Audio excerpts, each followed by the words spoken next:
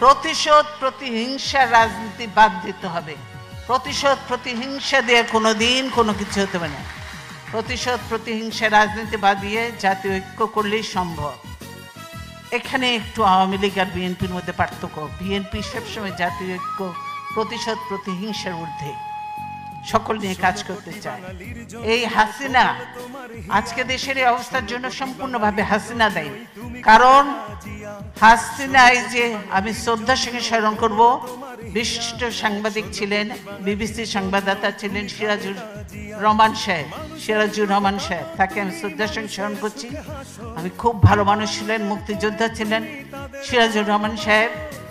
তিনিই তার ইন্টারভিউ নিচ্ছিলেন এবং বলেছিলেন, আমি বাংলাদেশে যাব রাজনীতি করার জন্য নয়, প্রতিশোধ নেওয়ার জন্য। হাসিনা এই কথাটা বলেছে, উনি বলে এটা ঠিক হচ্ছে না, কিন্তু হাসিনা বলেছে আমি প্রতিশোধ নেওয়ার জন্য। তাই আজকে প্রতিশোধ নিয়ে বাংলাদেশকে একদম খোকলা বানিয়ে দিয়ে, বাংলাদেশকে একদম ধ্বংস করে দিয়ে, সমস্ত প্রতিষ্ঠান ধ্বংস করে দিয়ে বাংলাদেশকে তার বাপ তলাবিহীন ঝুড়ি বানিয়েছিল। এবারে তার থেকেও নিচে কোথায় কোন কি বানাবে আল্লাহর নামে বাংলাদেশকে ধ্বংস করে দিয়ে তিনি হয়তো দেশের থেকে চলে যাবেন।